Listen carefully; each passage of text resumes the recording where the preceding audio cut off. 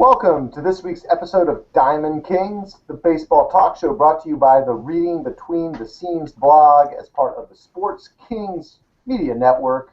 My name is David Whitlock from Houston, Texas, and I'll be the panel moderator tonight again. We just came off a historical Hall of Fame weekend with 6 big names of our modern era being inducted, so we're definitely going to be talking about that. And as we record on June 30th, we're under 24 hours till the end of the trade deadline, and so there's nothing but trade talk, Hall of Fame talk. We've got lots of news.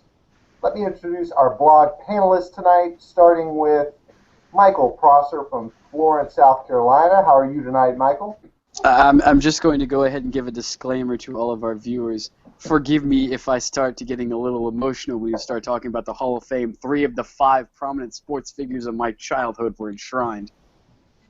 Big weekend for Michael, and yes, we will be going to you first on that segment for sure. Second, we have Leroy McConnell III from Dallas, Texas. How are things in Dallas, and with you, Leroy? This is the last night we ever get to see Derek Jeter play on the Texas Rangers field, and this is the last game we ever have to worry about Brett Gardner killing our pitcher. Right. Just hit another one.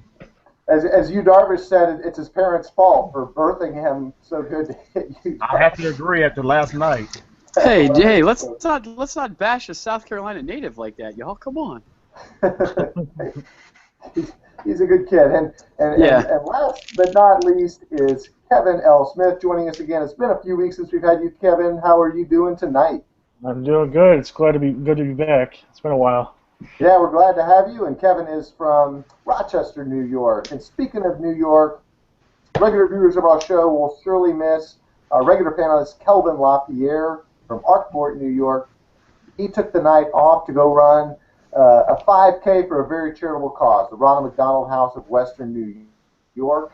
He had tagged up with us a little bit earlier. He said he finished in something like 25 minutes and 30 seconds, which is outstanding. He's doing it for a good cause, and we congratulate him on that great accomplishment, and we will definitely see him next week. But he is not here this week, and so let's move on to this week's show, and let's talk a little Hall of Fame. So last weekend was a big Hall of Fame induction ceremony. They've had years in which no modern players were inducted, that there was really no names. I think they had one year that there was nobody even living that was inducted. But last weekend we had Greg Maddux, Tom Glavine, and Frank Thomas, all heroes in the post-1990s era in which most of our panelists are most familiar. And you have 3 outstanding managers of the area, and Bobby Cox, Joe Torre, and Tony LaRussa. Yeah, that other guy, Tony LaRussa. So major, and I don't like LaRussa, coached the Cardinals against the Astros. But you know, major weekend, all the stars were out, all the major players were there, except Pete Rose. We can talk about that in a minute because he might take part in some future ceremonies, not at the Hall of Fame, but in another capacity. But we're getting ahead of ourselves. So let's look back on that Hall of Fame weekend. I'd like to ask each of you for your thoughts on one or more of the players, which ones affected you the most, what you remember most about them, their legacy, what they did for their teams. And we'd be remiss not to start with Michael Prosser, who's grew up as an Atlanta Braves fan, and so 50% of the field was right up his alley. Mike, what are your thoughts on Glavine, Maddux, and Bobby Cox in terms of their induction, what they meant to Atlanta and you in particular? Well, I've been a Braves fan for 25 years. I'm only 24 years old, so wrap your minds around that one, guys. It was one of those things where I knew it was going to happen. And it was one of those things where I knew I was going to enjoy watching it, but I don't think I realized until I actually saw them, pull the cover off, and it was like, oh, it was Greg Maddux, in a Hall of Fame enshrined plaque. It was just like, it's finally happened, and I don't think anybody outside of the Atlanta area or outside of the entire South will ever understand what those Braves teams in the 1990s meant to an entire region. It was one of those. It was a unifying experience to see that, and it was, having a guy like Tom Glavine, who was a two-sport athlete. A lot of people don't know that he was drafted by the LA Kings in the National Hockey League back in the 1980s, and he chose baseball instead. kind of worked out for him. Bobby Cox being Bobby Cox, I mean, Bobby Cox and Bob Barker, I always thought were like my second, grandfathers. It was just being predominant figures of my childhood growing up. Watching Greg Maddux, I wanted to pitch. I never got the chance to. I didn't have the ability to. But if I wanted to pitch, I wanted to pitch like Greg Maddux. Just the overpowering stuff, just classic, the fearless. That was the big thing about Greg Maddux. Greg Maddux feared nobody. It didn't matter who you were, how much you hit him. Greg Maddux was going to get you one way or another, and I love that about that. But I couldn't not, show love for Joe Torre. I know that man is responsible for part of the reason why Atlanta had so few successes in October. But you got to give credit where credit is due, and the same to Tony LaRussa. But I think for some odd reason, I always like to say that Frank Thomas is the most underrated person in this Hall of Fame class, because despite the fact that he was the big hurt, despite the fact that he was AL MVP in 1993, despite the fact that he pretty much holds every hitting record in Chicago White Sox history, with the exception of the one that Jose Abreu owns right now, but we'll get to that in a second. He kind of flew under the radar outside of everybody who didn't watch, White Sox games. I mean, yeah, you saw him in the All-Star game and stuff like that, but that's not enough to, truly appreciate a player like that. I mean, Frank Thomas was incredible, and it was, it was only until now that I finally realized it. So, if anything, before I start babbling, just thank you to all of them for what they meant to not only the game, but to me as an individual. I mean, I don't think anybody will ever understand that. Yeah, no, certainly they were all great players. I think you're right about Frank Thomas. He didn't have the postseason exposures of the Glavines and Madduxes or those three managers in particular, so that was a little bit. So he was a little bit under the radar for that, but he certainly had the incredible hitting numbers, an incredible athlete, also a two-sport star, of course, playing tight end at Auburn. Let's go to the guy with the Frank Thomas haircut, that being Leroy McConnell III. What are your thoughts on Frank Thomas and the rest of the class? I have to differ. When you talk about Frank Thomas in the American League, and I primarily watch American League baseball, and I know who the Big Hurt is. I was a Royals fan for years, and he come on and just beat the living daylights out of us. 521 home runs, batting 300 every year, averaging 41 home runs in his prime. Jobs of RBIs. I mean, it was just like he's gonna get on base. Very patient, very, very intimidating man. That's he delivered the pain in the American League. You didn't get to see him too much because you were in the National League and you got to see great pitching, but they called him the Big Hurt for a reason. I mean, I wish he would have played. He should have played two sports. I honestly think he could have played football in his prime. I know he went to Auburn with a full ride playing football, and the Chicago Bears could have used him a couple of times. He could have been. He could have done it both, but Frank Thomas is very special and very, very gifted hitter. I'm glad to see him in. And going back to your Braves, I can recall when the Braves were on TBS, their light blue, ugly Del Monte on. They got lucky. They just struck gold, having Tommy Glavine and then the trade to get Maddux a free agent, I can't remember. Maddux, yeah. Those two, along with Smokes, it was just must-see TV. Every night you guys had an ace. It was not the first starter. You had three aces in and out. Even when Steve Avery was there, it was must-see TV. And one thing I could think about Greg Maddux is he kind of reminded me of Cliff Lee kind of reminded me of Greg Maddux because he knows how to use the whole entire plate. He could say he had four different fastballs, and he had pinpoint, the inside corner, outside corner. He's just incredible. He's a wizard up there. Very gifted athlete. Greg Maddux, 18 defensive Gold Gloves. Right. That's unheard of. And the thing about him, and to have 17 consecutive years of 15 or more wins, that is crazy.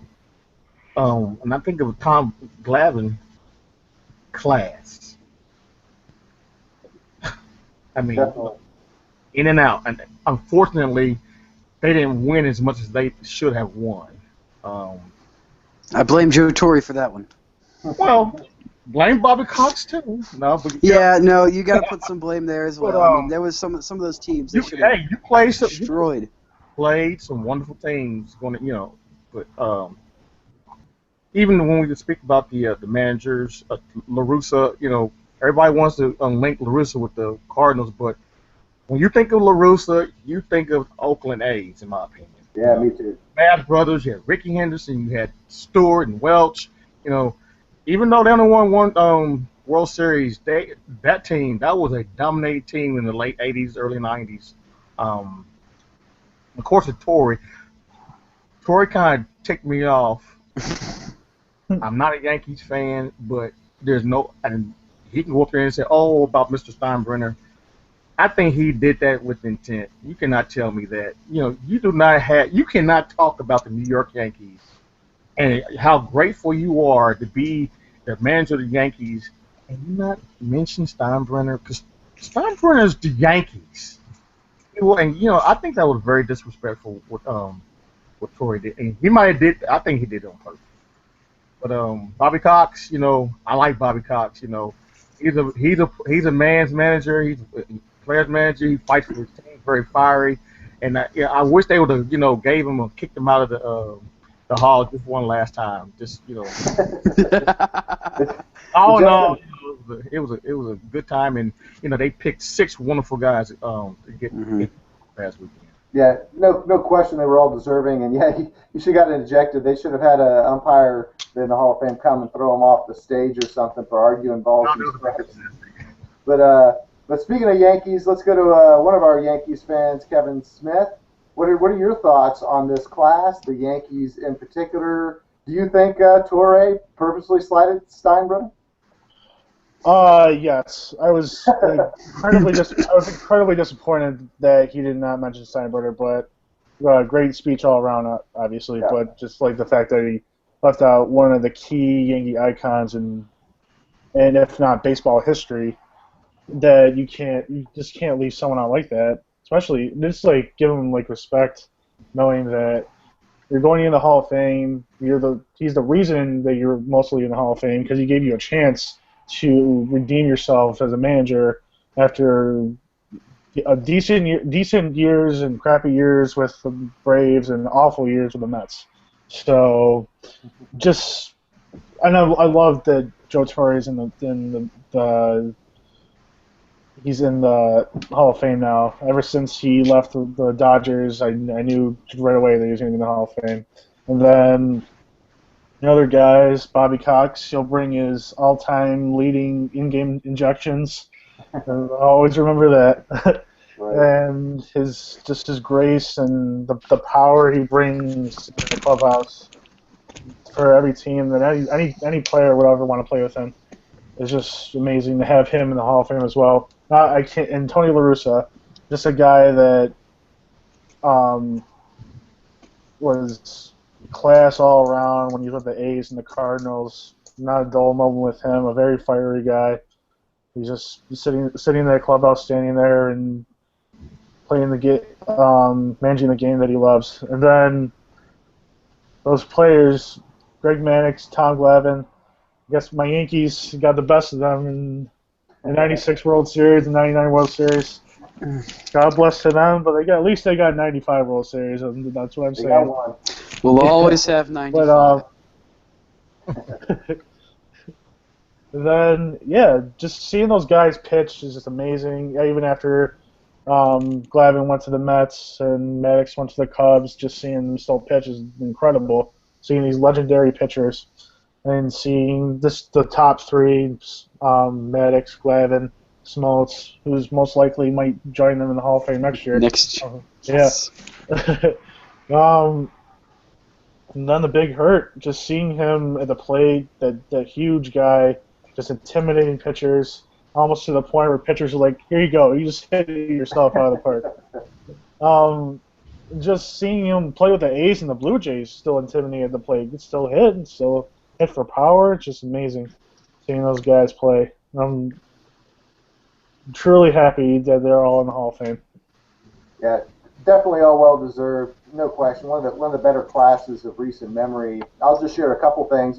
I particularly think Joe Torre and Bobby Cox are just really great baseball guys. They're guys that play the game. Torre was an all-star type player, Cox not as much, but then they passed on the knowledge to the younger generation. They hung around for a long time, really teaching the fundamentals. And if you watch those teams play, they were extremely fundamentally sound. They had a goal, they had a purpose, they had a mission, they knew what they were doing on the field, and that sort of guidance was pervasive and lasted a decade for both those franchises of success. And then the comment I'll make about the Braves pitchers, as Michael is to the Yankees, always losing to the Yankees, it was the Astros that were always losing to the Braves. And I remember we had an all-star starting pitching staff of Darryl Kyle, Mike Hampton, and Shane Reynolds, and they were all all-star caliber pitchers. And one by one, they were about 1 or 2 runs inferior to those 3 guys that we've been talking about. So we lose game 1, 2-1. We lose game 2, 3-0. Then we lose game 3, 3-2. And it's like, well, what can you do? How do you beat those guys? I mean, Hampton, Kyle, and Reynolds were good pitchers in their day, but they couldn't hold a candle to those guys. I was talking 3 Hall of Famers. I think we could pretty much put Smoltz in there as soon as he's eligible, as soon as next year. So yeah, really great class and a really enjoyable weekend. Great for baseball to have such a class with such a class act. But now let's move to the present, and let's look forward again. We're with less than 24 hours till the end of the trade deadline. Right before we started the show, there really hadn't been any major deals yet. People are waiting for players like Jon Lester, David Price. Are these guys going to move? Haven't heard as much with the bats. Are any big bats going to move? The fact of the matter is there's only about 7 or 8 teams that could truly say they're out of the race. So who are the sellers here? And why aren't the Phillies selling? So I know, Leroy, before the show, you were talking about the Phillies. What are your thoughts on the Phillies? Why aren't they selling? Why aren't they moving talent? They have old talent that people could use. Because they're paying their players too much money. Who wants to take these big, gigantic contracts from Cliff Lee? We talked about that last week. $25 million next year, 27, and I know that they'll have to fork up some of the money, but still, it's a lot of money. And Cliff's really not really been that healthy since he's had the contract. Right. Ryan Howard. I mean, if you want to showcase Ryan Howard, you can't sit but on the bench. Who wants a guy? I mean, it would be probably ideal for him to go to the American League, but still, it's making too much money. I don't understand why you hold on to Chase Utley. I don't understand why you hold on to Jimmy Rollins. Jimmy Rollins was there long enough to get the all-time leading hits for the career in the Philadelphia. He can go now. They are could be good pieces for a contending team. Cole Hamilton, I can understand. He's the future. He's still young. I would say he's untouchable, and that's probably the reason why you don't really hear his name as much. I said last week about David Price. He's not going anywhere. You hear his name every single year. He's staying put, and that's bad for Tampa because he's not going to sign back when it's time for him to renegotiate his contract. I guess he has 1 more year, but he's staying. Lester, he's probably going to go. Who knows? You keep hearing the rumblings now. Glavine said Baltimore today, which to me, everyone's so scared about trade within the division, but since he's going to be on the rental for 2 months, I don't see why you wouldn't do it. Get your golden parachute. And then, he's already said he wants to come back as a Red Sox next year, so if I'm Boston, I'm going to go ahead and sit back and wait to the last second of the deadline, then make a trade. So. Oh, and another thing, Royals. Get a bat. Marlon Bird's there. Philly has Marlon Bird. I forgot about him. He doesn't cost much. Get him. Yeah, I don't know why the Phillies. They've got they've got old talent. They can. This is the way I always say it. That they can pin a little check to his lapel as they send him across. I mean, that's the way it works these days. If you're going to trade a veteran with a big contract, you're going to have to pay some of his salary, and how much of that you're willing to pay is going to be equal to how much you're willing to get in return potentially. Because the more you're going to pay of that guy's salary, the more you can expect in return. If you're going to stick the other guy with the salary, then a guy like Cliff Lee is worthless because they're not going to. Who wants to absorb that salary? If he's a free agent right now and you have to pay that salary, nobody's going to pay it. So they're going to have to pay some of it. So let's go to Kevin next. What are your thoughts on potential Yankees trades, or what you see in the AL East, or pitchers, or do you have any hitters you think might move? One trade that's caught my eye that has really not as much to do with the trade deadline is Churchill Whiskey to the Yankees. That's been a hot commodity, even though that's not even going to happen before the trade deadline. And the Mets are trying to get 2, if not 1, Cargo and Tulo out of that. But besides that point, I honestly think that the Yankees should get another bat or possibly another pitcher if they want any chance of surviving the American League. Because you got the Blue Jays, you got the Rays on fire, the Orioles leading first place. It's like you can't really compete with anything, and all the injuries that they've had this season, it's not really. They need something. Let me ask you a question about their bullpen because they've, without Mariano Rivera at the end of it, are they in the market for a bullpen guy? Papelbon, because of the former Red Sox ties, may or may not make sense, but it seems to me, from what I've seen, they could use an arm or two in that bullpen. Absolutely, just something to get to Robertson without an issue. Right. And just other ones like I've heard Matt Kemp has been swirling around in the rumors, like Lester for Kemp swap. I don't see that happening.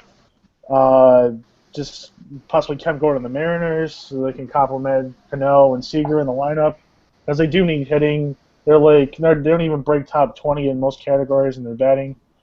And it's just, their pitching is phenomenal, but other than that, it's just they need some hitting.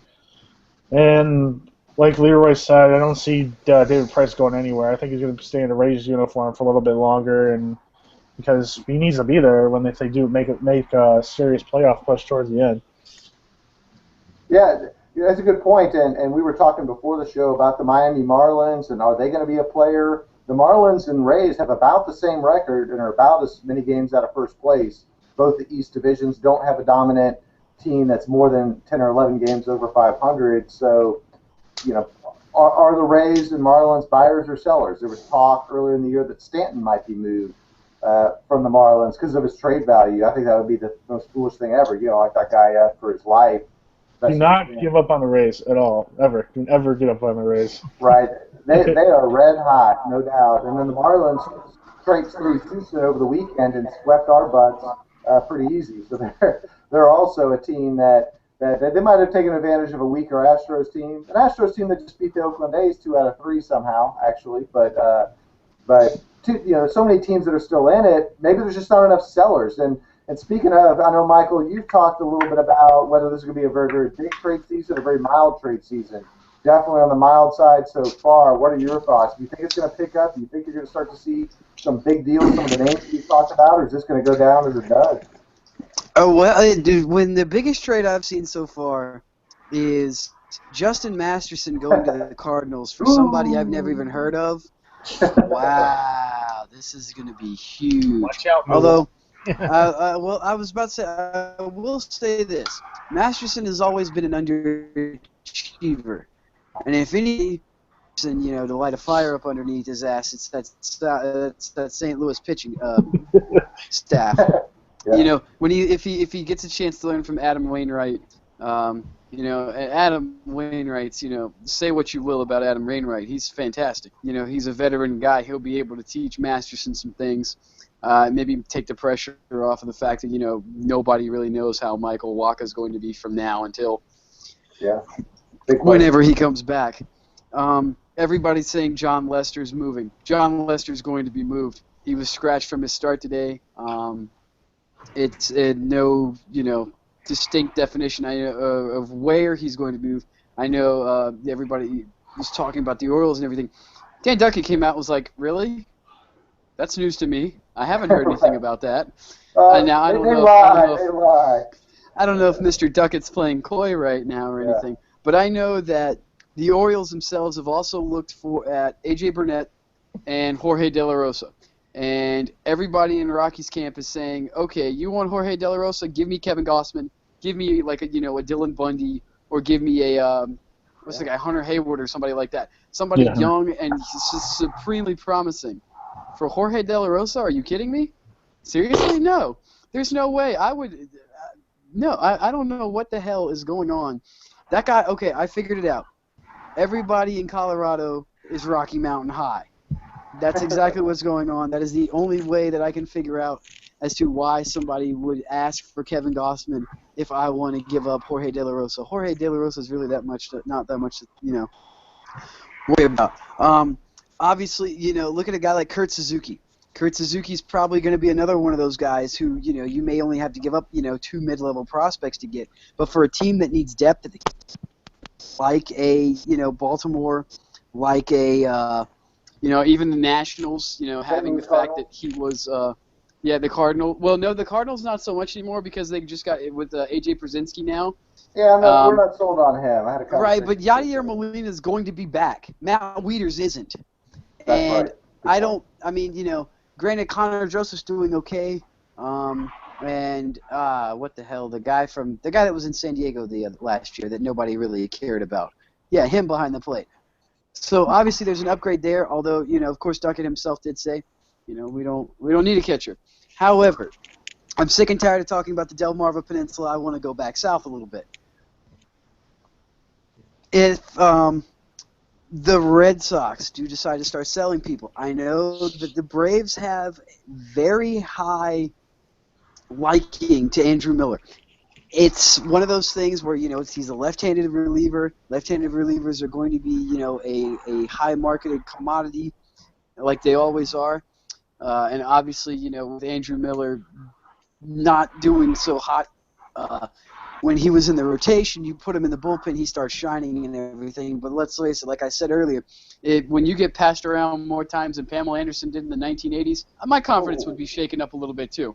So obviously Andrew Miller is going to be a guy that I'm going to start watching. Antonio Bastardo from Philadelphia, with probably the worst last name in baseball history. I feel bad for you, son. Odor has to be the worst. Rogned Odor. I don't know, dude. When your last name is Bastard and you actually have a father, that's like the ultimate irony. But anyway, that's always though his record may not speak for himself, let's not forget this is a Phillies team that is next to god awful. And, I don't know why they wouldn't be. I think they're quietly shopping people. But, somebody's going to want to take a contract like a Cliff Lee because of just the playoff experience that he's going to bring. I really do think it's starting to be one of those dud trade deadlines where it's going to be like, a mid-level guy is going to be moved like a somebody's going to go try to get J.P. Arancibia from Texas for, next to nothing, which is a total possibility. I mean, Arancibia, aside from, a pitcher, whoever that pitcher was last night in the Yankees, hasn't really been hitting the barn side of a broad lately. 6 home runs in a 10. 6 home runs in a friendly park. Nice. And speaking of Texas camp, I know that general manager has asked about Adrian Beltre and was brutally rebuffed. Now, I'm not saying that it's a possibility because I kind of think this is a fluke year for Texas. With being the injuries that they have due to with no Prince Fielder. I don't even recognize anybody on their rotation except for you, Darvish. At least when Derek Holland was there, I knew a name. You're welcome for that, by the way, Leroy. Hey. But it better start picking up here pretty soon. We're it's 8:26, almost 8:30 Eastern Standard Time right now. Deadline's at 4, and the biggest name that's moved is Justin Masterson. Hold on to your hats, folks. We're in for a wild ride. Yeah. I think the last, like you said, 20 hours or so, I think you will see Lester move. I think there'll be a lot of minor earthquakes. I think you'll see a lot of spare bats and pitchers move. I don't think Price will move. I think the Phillies will make at least one trade of one veteran that's a starter, but not much more than that. And unless we forget that this is just the non-waiver trade deadline, and then after this date, guys, if they go through waivers, then you can trade them anyway, or they can get claimed. You can trade that way. So this is kind of the to whet the appetite for the pennant race. We're starting to see teams shape up, teams align, and it's going to be a fun final couple months. So now we're going to move to our non-baseball subject because we're men of all sports, and we're going to talk some NBA. We don't talk NBA very often, but it actually ties into baseball because what we're seeing is there's going to be a FIBA World Cup of Basketball or some sort of national world championship tournament, and one by one we're starting to see NBA players turn it down, and for good reason. Tony Parker turned it down today as a nod to the Spurs. The Spurs have put faith in him. He wants to rest for another title run. You saw Kevin Love turn it down as well for the United States. Parker for France, Love for the United States because his contract says he's about to be traded. He doesn't want to jeopardize his health. What are your thoughts? I mean, on these tournaments, kind of like the World Baseball Classic, should players play? Should there be things in their contract where they can't play? Are the fans kind of robbed of a good tournament like we see in soccer sometimes? And we'll start with Kevin this time. What are your thoughts on this NBA, FIBA, Parker, etc.? I think in any sport, I've just been completely against a player, especially since it's so close to the new season, especially for the World Baseball Classic. It's a month before the season. I don't see NBA players sitting well with being in the FIBA World Cup because I can understand like the Olympics. I mean, nobody wants to pass up on the Olympics. It's just like guys like Derrick Rose, like he's coming back from 2 injury-plagued seasons, and he wants to play in Team USA, and you think he would want to rest and just prepare for a season after being shell-shocked. And earn that money that he's being paid, yeah. Yeah, and there's not much way around it for players. Like college players probably wouldn't want to play either. Sometimes they would, but I feel like college coaches would just say definite no to that just so because they prepare for the season. Because if they get injured, then there goes that team season. But for that one player. But yeah, I'm not. I like the FIBA World Cup. I like the competition. Between other countries, stuff like that. But I could definitely see a pattern of NBA players just not wanting to do it because they want to prepare for a season. It's an impossible title run. Yeah. I'll chip in. One of my points now is that the 82-game season is so drawn out, and if you're a playoff team, you're going to play another 20, 25, 30 games. It wears on the knees. I mean, you see these high school guys that come out of high school start playing NBA schedules at 18, 19, 20 years old, and they're starting to wear out at 33, 34, 35. But you didn't used to see that because you didn't have the year-round basketball. Now you've got these off-season tournaments, and you think about a guy like LeBron James or some of the superstars that are expected to play, and how do they say no to Team USA when people like LeBron should be focusing on the Cavaliers next season? So let's get Michael's thoughts on this. Michael, your thoughts on these world-type tournaments, particularly the NBA? Well, first off, basketball has a has a World Cup. They couldn't let soccer have one thing, could they? Oh my God! No. Because the United States needs to win something. Seriously. Hey, you know what? Hey, that's the only thing we can win. That's a World Cup. I mean, you know what? That's why I don't. I mean, jokingly, I could just say, why do we participate in general? Nobody's going to beat us anyway. The Spaniards. You seriously think they're going to do it? No. But here, in my defense, what better way for a player to prepare for a season than to play against the best in the world? I don't know. It's by the chair. It's one of those things that, in a certain situation I can understand why people wouldn't want to play, but at the same time, you're representing the United States of America, the most ass-kicking country on the planet. You have arguably the greatest coach of all time. in your corner in Mike Krzyzewski. And I'm not saying that because, you know, I lived on Tobacco Road at one point, pulled for Duke. No. He's that good. He really is that good. You've got, you know, fine players like a Derrick Rose, like a, you know, Derrick Rose. You know, who else is playing on this team? It's kind of one of those things where, okay, I have no idea who's playing, but it's USA basketball. I like USA. I'm going to watch it anyway. It's kind of like, you know, with any other World Cup. I have no idea who's on the team, but hey, it's USA. It's totally cool with me. I mean, it's not going to reunite a country like the World Cup in soccer did, but it's one of those things. I can see why Derrick Rose wanted to do it. Derrick Rose is coming off of 2 knee surgeries in separate knees, but he's coming off of 2 separate knee surgeries. He's got to find out if that knee is going to be healthy. And, you know, from all reports, it's like Derrick Rose is old Derrick Rose, so that's pretty cool. But, I mean, if you want to turn it down, that's your prerogative. Nobody's really going to watch it anyway. Yeah, there'll be people that watch because there's NBA fans out there, but it's like the World Baseball Classic when guys like Mike Trout and Justin Verlander turn it down for Team USA. You're talking about not really a Team USA. Those are 2 of the best players at their position, and you're not getting the full thing, and the Dominican Republic wins it. Leroy, what do you think about this conundrum of professional players playing in these world tournaments? By the time you have Olympics and these off tournaments, they're playing. You know, it seems like every other year. Any insight? Well, they're watering down the sport. You know, basketball. You know, each sport's trying to take over at somebody else's time. This is baseball time right now. And amen, brother. All we've heard about the month of June, July is where the hell LeBron's going to be at the final.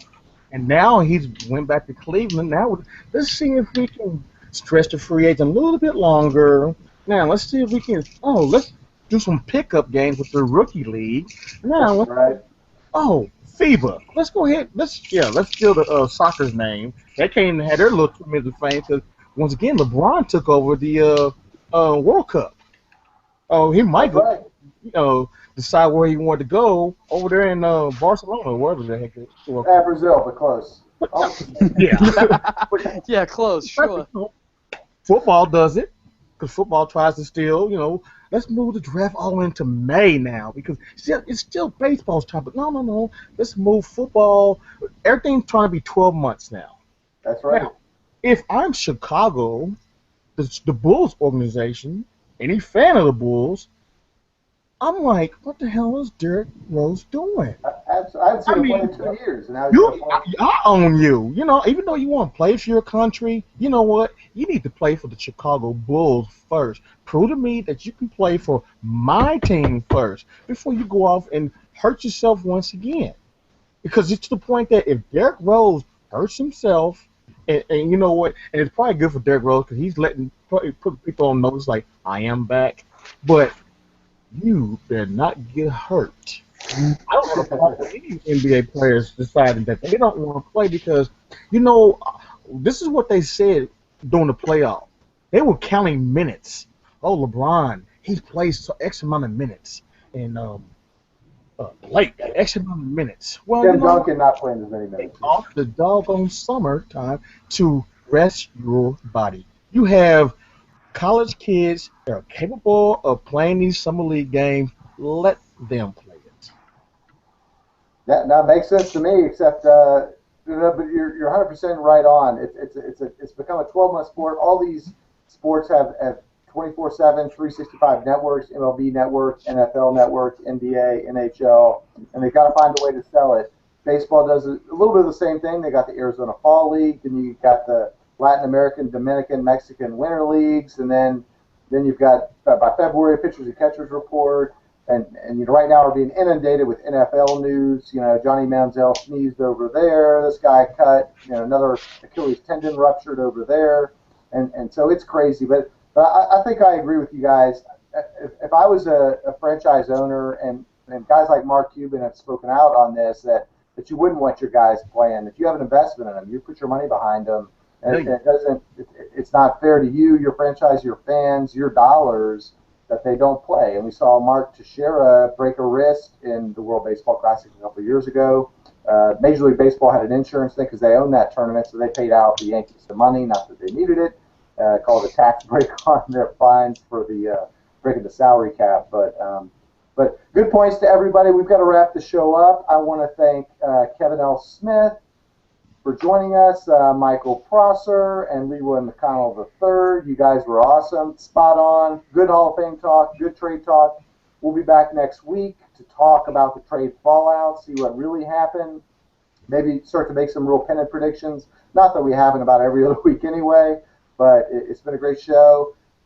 Follow us on sports-kings.com/reading between the scenes. That's our blog.